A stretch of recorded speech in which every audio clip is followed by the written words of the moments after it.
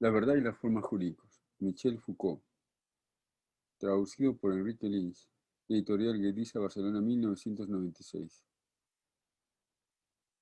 Primera. Lectura, ¿no? Es probable que estas conferencias contengan una cantidad de cosas inexactas, falsas, erróneas. Prefiero exponerlas pues a título de hipótesis para un trabajo futuro. Por esta razón, pediría la indulgencia de ustedes y quizá también su maldad. Quiero decir, mucho me gustaría que al final de cada conferencia me expusiesen sus dudas, hicieran preguntas y me comunicaran sus críticas y objeciones para que, en la medida de mis posibilidades y atendiéndonos a que mi espíritu no es todavía demasiado rígido, pueda adaptarme poco a poco a ellas. De ser así, podremos finalizar estas 5 conferencias con la confianza de haber realizado en conjunto un trabajo o eventualmente un progreso. La de hoy es una reflexión metodológica para introducir este problema que bajo el título de La verdad y las formas jurídicas puede parecer un tanto enigmático. Trataré de presentarles una cuestión que es en realidad el punto de convergencia de 3 o 4 series de investigaciones existentes, ya exploradas, ya inventariadas, para confrontarlas y reunirlas en una especie de investigación, si no original, al menos renovadora. En primer lugar, se trata de una investigación estrictamente histórica, o sea, cómo se formaron dominios de saber a partir de las prácticas sociales. La cuestión es la siguiente. Existe una tendencia que podríamos denominar de una manera un tanto irónica, marxista académica o del marxismo académico, que consiste en buscar cómo las condiciones económicas de la existencia encuentran en la conciencia de los hombres su reflejo o expresión. Creo que esta forma del análisis, tradicional en el marxismo universitario de Francia y de Europa en general, tiene un defecto muy grave, el de suponer, en el fondo, que el sujeto humano, el sujeto de conocimiento, las mismas formas del conocimiento se dan en cierto modo previa y definitivamente, y que las condiciones económicas, sociales o políticas de la existencia no hacen sino depositarse o imprimirse en este sujeto que se da de manera definitiva. Me propongo mostrar a ustedes cómo es que las prácticas sociales pueden llegar a engendrar dominios de saber que no solo hacen que aparezcan nuevos objetos, conceptos y técnicas, sino que hacen nacer además formas totalmente nuevas de sujetos y sujetos de conocimiento. El mismo sujeto de conocimiento posee una historia, la relación del sujeto con el objeto, o más claramente, la verdad misma tiene una historia. Me gustaría mostrar en particular cómo puede formarse en el siglo XIX un cierto saber del hombre de la individualidad del individuo normal o anormal dentro o fuera de la regla. Saber este que, en verdad, nació de las prácticas sociales de control y vigilancia. Y cómo, de alguna manera, este saber no se le impuso a un sujeto de conocimiento, no se le propuso ni se le imprimió, sino que hizo nacer un tipo absolutamente nuevo de sujeto de conocimiento. Podemos decir entonces que la historia de los dominios de saber en relación con las prácticas sociales, excluida la preeminencia de un sujeto de conocimiento dado definitivamente, es uno de los temas de investigación que propongo. El segundo tema de investigación es metodológico, un tema que podríamos llamar análisis de los discursos. Tengo la impresión de que en este país existe ya, coincidente con una tradición reciente, aunque aceptada en las universidades europeas, una tendencia a tratar el discurso como un conjunto de hechos lingüísticos ligados entre sí por reglas sintácticas de construcción. Hace algunos años era original e importante decir y mostrar que aquello que se hacía con el lenguaje, poesía, literatura, filosofía, discurso en general, obedecía a un cierto número de leyes o regularidades internas, las leyes o regularidades del lenguaje. El carácter lingüístico de los hechos del lenguaje fue un descubrimiento que tuvo su importancia en determinada época. Había llegado el momento, pues, de considerar estos hechos del discurso ya no simplemente por su aspecto lingüístico, sino, en cierto modo, y aquí me inspiro en las investigaciones realizadas por los angloamericanos, como juegos, games, juegos estratégicos de acción y reacción, de pregunta y respuesta, de dominación y retracción, y también de lucha. El discurso es ese conjunto regular de hechos lingüísticos en determinado nivel y polémicos y estratégicos en otro. Este análisis del discurso como juego estratégico y polémico es, según mi modo de ver, las cosas, un segundo tema de investigación. Por último, el tercer tema de investigación que propongo a ustedes y que definirá, por su encuentro con los dos primeros, el punto de convergencia en que me sitúo, consistiría en una reelaboración de la teoría del sujeto. Esta teoría fue profundamente modificada y renovada en los últimos años por unas teorías o, aún más seriamente, unas prácticas entre las que cabe destacar con toda claridad el psicoanálisis que se coloca en un primer plano. El psicoanálisis fue ciertamente la práctica y la teoría que replanteó de la manera más fundamental la prioridad conferida al sujeto que se estableció en el pensamiento occidental a partir de Descartes. Hace 2 o 3 siglos, la filosofía occidental postulaba explícita o implícitamente al sujeto como fundamento, como núcleo central de todo conocimiento, como aquello en que no solo se revelaba la libertad, sino que podía hacer eclosión la verdad. Ahora bien, creo que el psicoanálisis pone enfáticamente en cuestión esta posición absoluta del sujeto, pero a pesar de que esto es cierto con respecto al psicoanálisis, en compensación, en el dominio de lo que podríamos llamar teoría del conocimiento o en el de la epistemología, la historia de las ciencias o incluso en el de la historia de las ideas, creo que la teoría del sujeto siguió siendo todavía muy filosófica, muy cartesiana o kantiana. Aclaro que en el nivel de generalidad en que me coloco, no hago por el momento diferencia alguna entre las concepciones cartesianas y kantianas.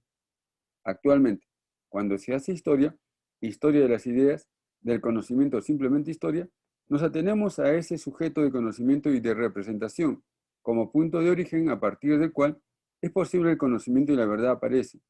Sería interesante que intentáramos ver cómo se produce a través de la historia, la constitución de un sujeto que no está dado definitivamente, que no es aquello a partir del cual la verdad se da en la historia, sino de un sujeto que se constituyó en el interior mismo de esta y que, a cada instante, es fundado y vuelto fundado por ella.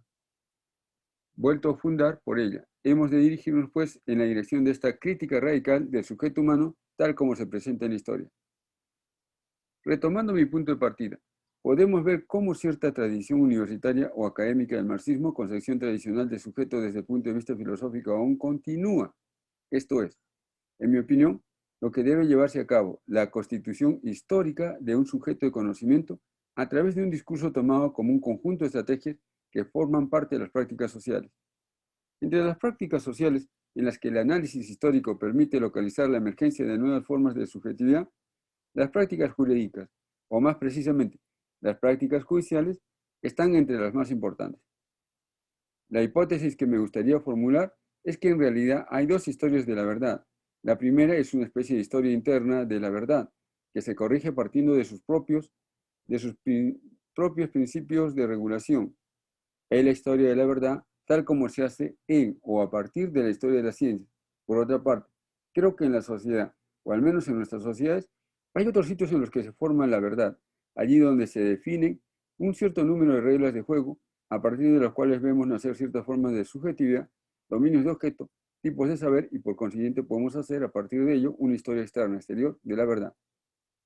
Las prácticas judiciales, la manera en que entre los hombres se arbitran los daños y las responsabilidades, en el modo en que en la historia de Occidente se concibió y definió la manera en que podían ser juzgados los hombres en función de los errores que habían cometido, la manera en que se imponen a determinados individuos la reparación de algunas de sus acciones y el castigo de otras, todas esas reglas, o si se quiere, todas esas prácticas regulares modificadas sin cesar a lo largo de la historia, creo que son algunas de las formas empleadas por nuestra sociedad para definir tipos de subjetividad, formas de saber y, en consecuencia, relaciones entre el hombre y la verdad que merecen ser estudiadas. Esta es, pues, la visión general del tema que me propongo desarrollar, las formas jurídicas y, por consiguiente, su evolución en el campo del derecho penal como el lugar de origen de un determinado número de formas de verdad. Trataré de mostrar a ustedes cómo ciertas formas de verdad pueden ser definidas a partir de la práctica penal, porque lo que llamamos indagación, enquete, indagación tal como es y la practicaban los filósofos del siglo XV y XVIII y los científicos, fuesen geógrafos, botánicos, zoólogos, economistas, es una forma muy característica de la verdad en nuestras sociedades. Ahora bien, ¿dónde encontraremos el origen de la indagación? en una práctica política y administrativa de la que más adelante hablaré, aunque la hallamos también en la práctica judicial. La indagación apareció en la Edad Media como la forma de investigación de la verdad en el seno del orden jurídico. Fue para saber quién hizo qué cosa, en qué condiciones y en qué momento.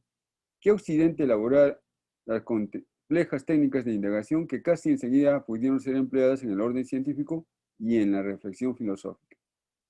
En el siglo XIX se inventaron también, a partir de problemas jurídicos, judiciales y penales, formas de análisis muy curiosas que yo llamaría examen, y ya no indagación.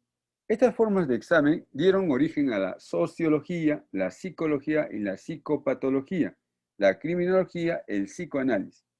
Intentaré explicar cómo, al investigar el origen de estas formas, se ve que nacieron en conexión directa con la formación de un cierto número de controles políticos y sociales en los inicios de la sociedad capitalista al final del siglo XIX. Esta es, en términos generales, la formulación de lo que trataremos en las siguientes conferencias. En la próxima hablaré acerca del nacimiento de la indagación en el pensamiento griego, en algo que no llega a ser un mito ni es enteramente una tragedia, la historia de Edipo. Hablaré de la historia de Edipo no como punto de origen de formulación del deseo del hombre, sino, por el contrario, como episodio bastante curioso de la historia del saber y punto de emergencia de la indagación. En la conferencia subsiguiente, trataré de la relación que se estableció en la Edad Media, del conflicto u oposición entre el régimen de la prueba y el sistema de indagación. Finalmente, en las dos últimas conferencias, hablaré del nacimiento de eso que llamo examen o ciencias de examen, que se relacionan con la formación y consolidación de la sociedad capitalista. Por el momento, me gustaría retomar de otra manera las reflexiones puramente abstractas que acabo de hacer. Lo más honesto habría sido quizá citar apenas un nombre, el de Nietzsche, puesto que lo que aquí digo solo tiene sentido si se lo relaciona con su obra, que, en mi opinión, es el mejor, más eficaz y actual de los modelos que tenemos a mano para llevar a cabo las investigaciones que propongo. Creo que en Nietzsche se encuentra un tipo de discurso en el que se hace el análisis histórico de la formación misma del sujeto, el análisis histórico del nacimiento de un cierto tipo de saber, sin admitir jamás la preexistencia de un sujeto de conocimiento. Sugiero, pues, que sigamos en la obra de Nietzsche los lineamientos que pueden servirnos de modelo para los análisis que nos hemos propuesto. Tomaré como punto de partida un texto de Nietzsche fechado en 1873 y publicado póstumamente. El texto dice: en algún punto perdido del universo, cuyo resplandor se extiende a innumerables sistemas solares, hubo una vez un astro en el que unos animales inteligentes inventaron el conocimiento. Fue aquel el instante más mentiroso y arrogante de la historia universal. En este texto, extremadamente rico y difícil, dejaré de lado varias cosas, sobre todo la célebre y compleja expresión: fue el instante más mentiroso. En primer lugar, consideraré, y de buen grado, la insolencia y la desenvoltura de Nietzsche al decir que el conocimiento fue inventado en un astro y en un determinado momento. Hablo de insolencia en este texto de Nietzsche porque no debemos olvidar que en 1873 estamos, si no en pleno kantismo, al menos en plena eclosión del neocantismo. Y la idea de que el tiempo y el espacio no son formas del conocimiento, la idea de que pueden preexistir al conocimiento y son, por el contrario, algo así como rocas primordiales sobre las cuales viene a fijarse el conocimiento, es una idea absolutamente inadmisible. Quisiera atenerme entonces a esto, concentrándome primeramente en el término invención. Nietzsche afirma que en un determinado punto del tiempo y en un determinado lugar del universo, unos animales inteligentes inventaron el conocimiento. La palabra que emplea, invención, el término alemán es Erfindung. Reaparece con frecuencia en sus escritos y siempre con intención y sentido polémicos. Cuando habla de invención, tiene en mente una palabra que opone a invención, la palabra origen. Cuando dice invención es para no decir origen. Cuando dice Einführung es para no decir Ursprung. De todo esto hay evidencias. Presentaré dos o tres. Por ejemplo, en un texto que, creo, pertenece a la Gaia Ciencia, habla de Schopenhauer, reprobándole su análisis de la religión. Nietzsche dice que Schopenhauer cometió el error de buscar el origen, Ursprung, de la religión en un sentimiento metafísico que estaría presente en todos los hombres y contendría de manera anticipada el núcleo de toda religión, su modelo al mismo tiempo verdadero y esencial. Nietzsche afirma, he aquí un análisis de la religión totalmente falso, porque admitir que la religión tiene origen en un sentimiento metafísico significa pura y simplemente que la religión estaba dada implícita, envuelta en ese sentimiento metafísico. Sin embargo, dice Nietzsche, la historia no es eso, la historia no se hace de esa manera, las cosas no suceden así, porque la religión carece de origen, no tiene ursprung, fue inventada. Hubo una Erfindung de la religión. En un momento dado ocurrió algo que la hizo aparecer. La religión fue fabricada. No existía con anterioridad. Hay pues una oposición fundamental entre la gran continuidad de la Ursprung descrita por Schopenhauer y la ruptura que caracteriza a la Erfindung de Nietzsche. Hablando de la poesía, siempre en la Gaia Ciencia, Nietzsche afirma que hay quienes buscan el origen de la poesía, su Ursprung, cuando en verdad no existe tal cosa, porque también la poesía fue inventada. Un día, alguien tuvo la idea bastante curiosa de utilizar ciertas propiedades rítmicas o musicales del lenguaje para hablar, para imponer sus palabras, para establecer cierta relación de poder sobre los demás por medio de sus palabras. También la poesía fue inventada o fabricada. Está también el famoso pasaje al final del primer discurso de la genealogía de la moral en que Nietzsche se refiere a esa especie de fábrica gigantesca, de enorme factoría en la que se produce el ideal. El ideal no tiene origen, también fue inventado, fabricado, producido por una serie de pequeños mecanismos. Para Nietzsche, la invención, Erfindung, es por una parte una ruptura y por otra algo que posee un conocimiento pequeño, bajo, mezquino, inconfesable. Este es el punto crucial de la Erfindung. Fue debido a oscuras relaciones de poder que se inventó la poesía. Igualmente, fue debido a oscuras relaciones de poder que se inventó la religión. Villanía, por tanto, de todos estos comienzos, cuando se los opone a la solemnidad del origen, tal como es visto por los filósofos. El historiador no debe temer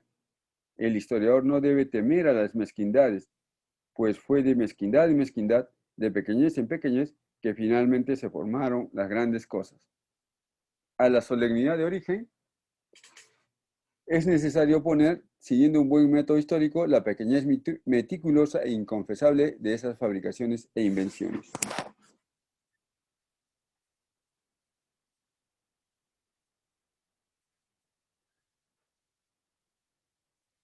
Sigamos.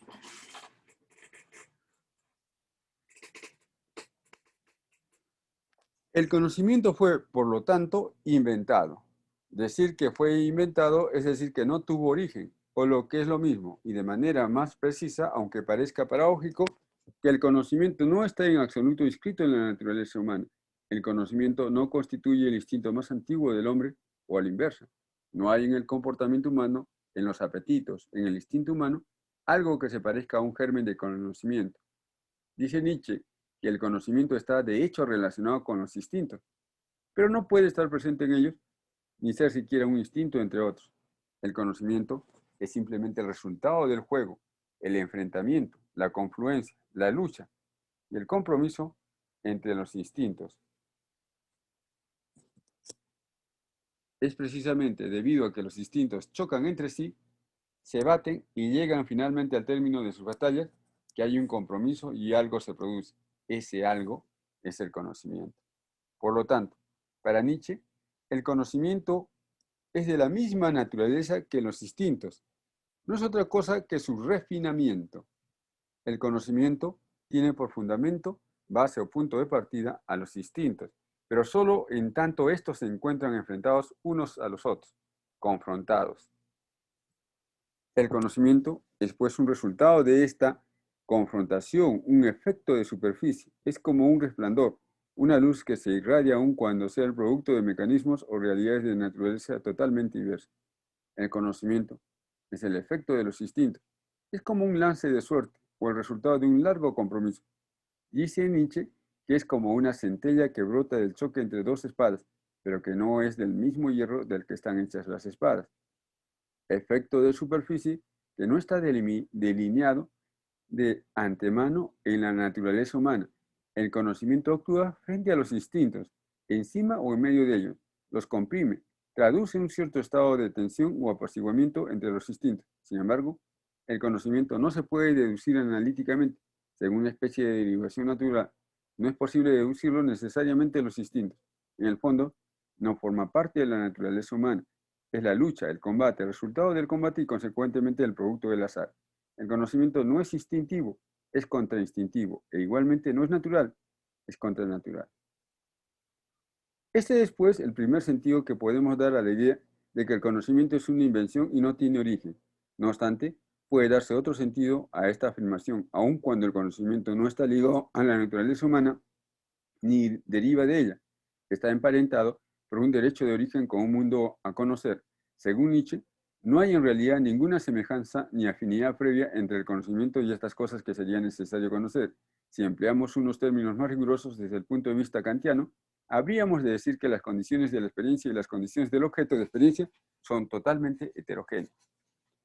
Esta es la gran ruptura con lo que había sido una noción tradicional de la filosofía occidental, por cuanto el mismo Kant fue el primero en manifestar explícitamente que las condiciones de experiencia y del objeto de experiencia eran idénticas. Nietzsche piensa, por el contrario, que hay tanta diferencia entre el conocimiento y el mundo a conocer como existe entre el conocimiento y la naturaleza humana.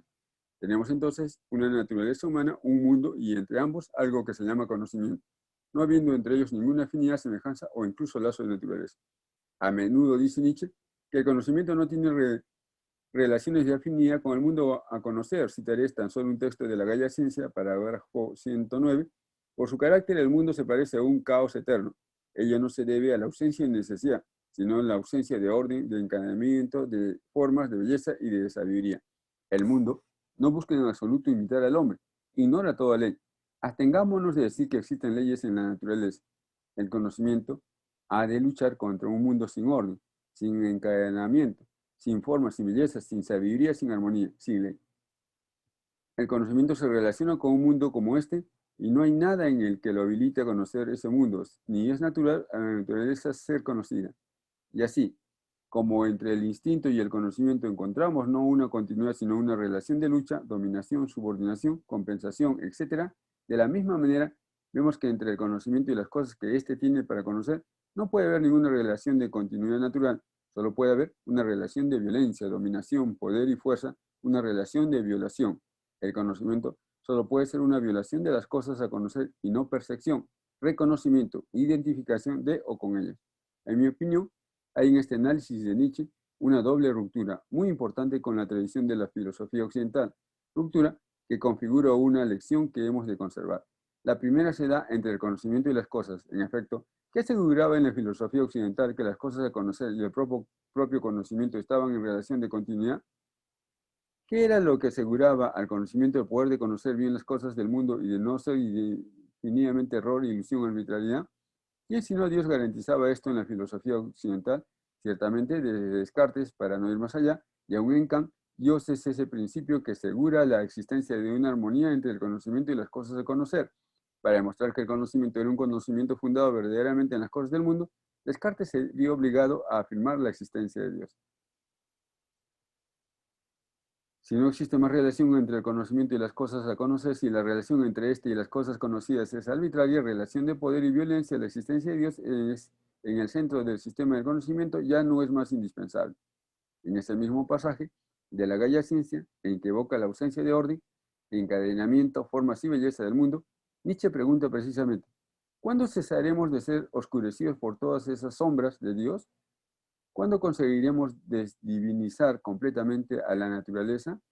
La ruptura de la teoría del conocimiento con la teología comienza, estrictamente hablando, con el análisis de Nietzsche.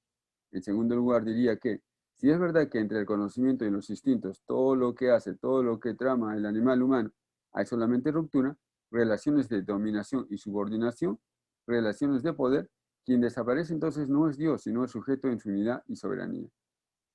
Si remontamos la tradición filosófica hasta Descartes, para no ir más lejos aún, vemos que la unidad del sujeto humano era asegurada por la continuidad entre el deseo y el conocer, el instinto y el saber, el cuerpo y la verdad. Todo esto aseguraba la existencia del sujeto. Si es cierto que por un lado están los mecanismos del instinto, los juegos del deseo, los enfrentamientos entre la mecánica del cuerpo y la voluntad, y por otro lado, en un nivel de naturaleza totalmente diferente, el conocimiento, entonces la unidad del sujeto humano ya no es necesaria. Podemos admitir sujetos, o bien que el sujeto no existe. Es precisamente en esto en que me parece que el texto de Nietzsche que he citado rompe con la tradición filosófica más antigua y arraigada de Occidente. Ahora bien, cuando Nietzsche dice que el conocimiento es el resultado de los instintos, pero no es él mismo un instinto ni deriva directamente de los instintos, ¿qué quiere decir exactamente y cómo concibe este curioso mecanismo por el cual los instintos, sin tener relación alguna de naturaleza con el conocimiento, pueden, por su simple juego, producir, fabricar, inventar un conocimiento que nada tiene que ver con ellos? Esta es la segunda serie de problemas que desearía abordar. Hay en la Gaia Ciencia un texto parágrafo 333 al que podemos considerar como uno de los análisis de Nietzsche más estrictos acerca de esa fabricación o invención. En ese largo texto titulado ¿Qué significa conocer?, Nietzsche retorna a un texto de Spinoza en el que éste opone intelligere, comprender, a ridere, lugere, detestare. Spinoza decía que si queremos comprender las cosas efectivamente en su propia naturaleza y su esencia, y por lo tanto en su verdad, es necesario que nos abstengamos de reír de ellas, de deplorarlas o de detestarlas. Solo cuando estas pasiones se apaciguan, podemos finalmente comprender.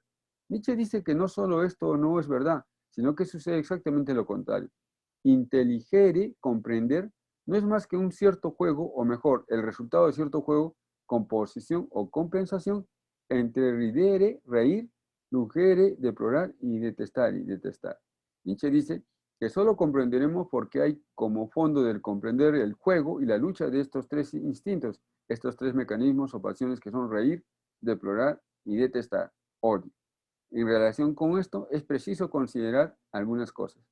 En principio, hemos de considerar que estas tres pasiones o impulsos, reír, detestar y deplorar, tienen en común el ser una manera no de aproximarse al objeto, de identificarse con él, sino de conservar el objeto a distancia, de diferenciarse o de romper con él, de protegerse de él por la risa, de valorizarlo por la deploración, alejarlo y finalmente destruirlo por el odio. Por lo tanto, todos estos impulsos que están en la raíz del conocimiento y lo producen, tienen en común el distanciamiento del objeto, una voluntad de alejarse de él y al mismo tiempo de alejarlo, en fin, de destruirlo. Por detrás del conocimiento hay una voluntad sin duda oscura, no de atraer el objeto para sí, de asemejarse a él, sino por el contrario de alejarse de él y destruirlo, maldad radical del conocimiento. Llegamos así a una segunda idea importante. Estos impulsos, reír, deplorar, detestar, son todos del orden de las demás relaciones. Por detrás del conocimiento en su raíz, Nietzsche no coloca una especie de afección, impulso o pasión que nos haría gustar del objeto o conocer, sino, por el contrario, impulsos que nos colocan en posición de odio, desprecio o temor delante de cosas que son amenazadoras y presuntuosas. Según Nietzsche, la razón por la que estos tres impulsos, reír, deplorar y odiar, llegan a producir el conocimiento no es que se apacigüen como en Spinoza o se reconcilien o lleguen a una unidad, sino que luchan entre sí, se confrontan, se combaten e intentan, como dice Nietzsche, perjudicarse unos a otros. Es porque están en estado de guerra, en una estabilización momentánea de ese estado de guerra, que llegan a una especie de estado de corte en que finalmente el conocimiento parecerá como la centella que brota del choque entre dos espadas. Por lo tanto, no hay en el conocimiento una adecuación al objeto, una relación de asimilación, sino que hay, por el contrario, una relación de distancia y dominación. En el conocimiento no hay nada que se parezca a la felicidad o al amor. Hay más bien odio y hostilidad. No hay unificación, sino sistema precario de poder. En este texto de Nietzsche se cuestionan los grandes temas tradicionales de la filosofía occidental.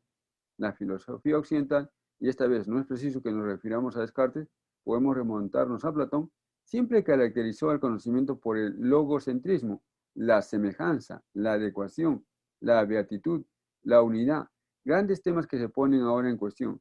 Se entiende por qué se refiere Nietzsche a Spinoza. De todos los filósofos occidentales, Spinoza fue quien llevó más lejos esta concepción del conocimiento como adecuación, beatitud y unidad. Nietzsche coloca en el núcleo de la raíz del conocimiento algo así como el odio, la lucha, la relación de poder, que comprende entonces por qué afirma Nietzsche que el filósofo es aquel que más fácilmente se engaña sobre la naturaleza del conocimiento al pensarlo siempre en forma de ecuación, amor, unidad, pacificación. Sin embargo, si quisiésemos saber qué cosa es el conocimiento, no hemos de aproximarnos a él desde la forma de vida, de existencia, de ascetismo, característica del filósofo, para saber qué es, para conocerlo realmente, para aprenderlo en su raíz, en su fabricación. Debemos aproximarnos a él como filósofos, no como filósofos, sino como políticos. Debemos comprender cuáles son las relaciones de lucha y de poder. Solamente en esas relaciones de lucha y poder, en la manera como las cosas entre sí se oponen, en la manera como se odian entre sí, los hombres luchan, procuran dominarse unos a otros, quieren ejercer relaciones de poder unos sobre otros. Comprenderemos en qué consiste el conocimiento. Es claro, pues, que un análisis como este nos introduzca de manera eficaz en la historia política del conocimiento, de los hechos y el sujeto del conocimiento. Pero me gustaría responder antes a una posible objeción. Todo esto que usted dice es muy bonito, pero no está en Nietzsche. Fue su delirio, su obsesión de encontrar en todas partes relaciones de poder, de introducir esa dimensión de lo político hasta en la historia del conocimiento o la verdad, que lo hizo creer que Nietzsche decía esto. Yo respondería dos cosas. Diría en primer lugar que tomé este texto de Nietzsche en función de mis intereses, no para mostrar que esta era la concepción nietzscheana del conocimiento. Hay innumerables textos bastante contradictorios entre sí que tratan este tema, sino apenas para mostrar que existe en Nietzsche ciertos elementos que ponen a nuestra disposición un modelo para un análisis histórico de lo que yo denominaría la política de la verdad. Es un modelo que encontramos efectivamente en Nietzsche y pienso incluso que es uno de los más importantes para la comprensión de algunos elementos aparentemente contradictorios de su concepción del conocimiento.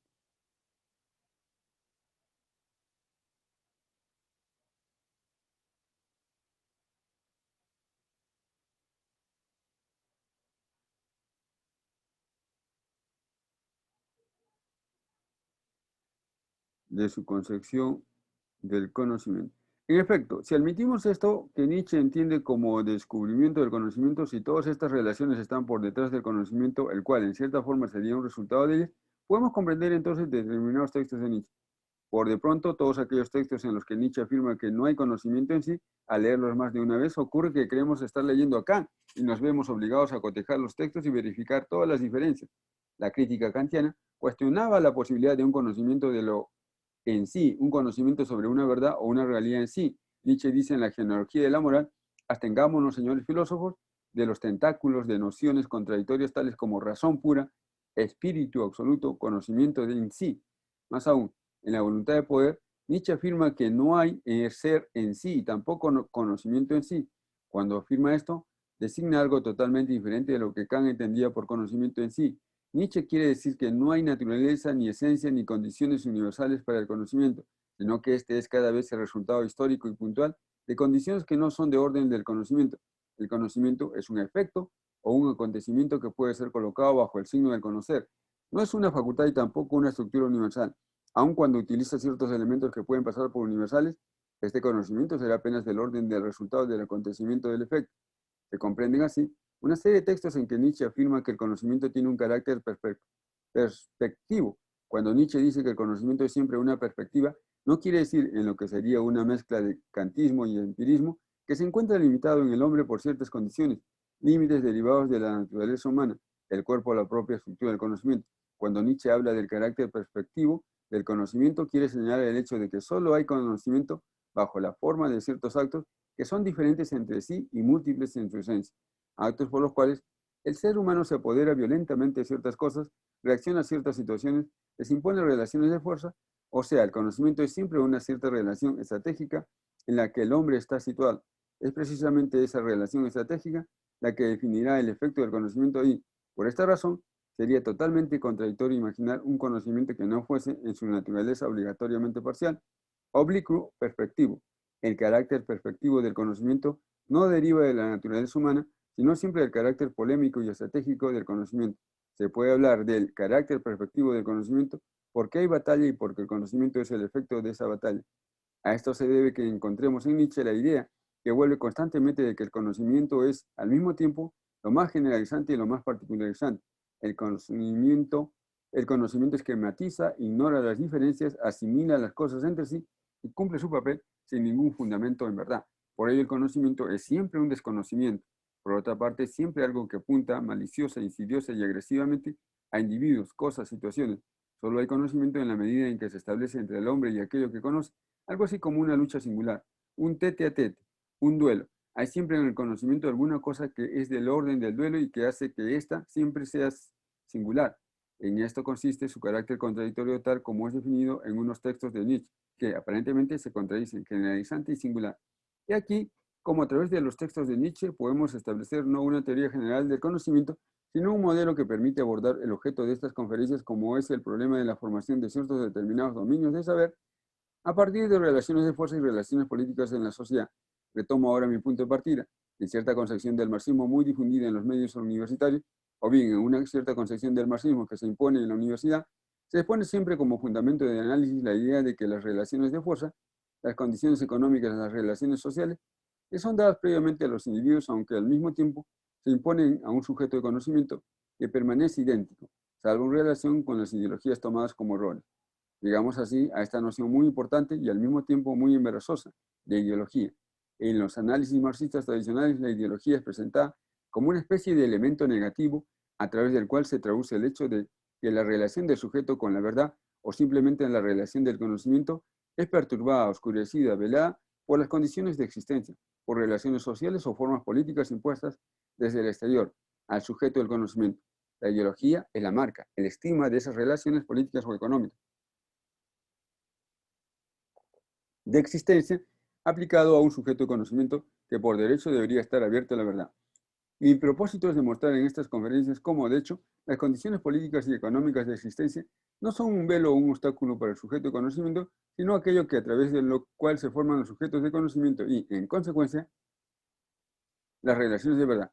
Solo puede haber ciertos tipos de sujetos de conocimiento, órdenes de verdad, dominios de saber, a partir de condiciones políticas que son como el duelo o que son como el suelo en que se forman el sujeto, los dominios de saber y las relaciones con la verdad. Una historia de la verdad será posible para nosotros solo si nos desembarazamos de esos grandes temas del sujeto de conocimiento, al mismo tiempo originario y absoluto, utilizando eventualmente el modelo Nietzscheano. Presentaré algunos esbozos de esta historia a partir de las prácticas judiciales que dieron nacimiento a los modelos de verdad que todavía están vigentes en nuestra sociedad, aún se imponen a ella y valen no solo en el dominio de la política, en el dominio del comportamiento cotidiano, sino también en el orden de la ciencia. Aún en la ciencia encontramos modelos de verdad cuya formación es el producto de las estructuras políticas que no se imponen desde el exterior al sujeto de conocimiento, sino que son ellas mismas constitutivas de este.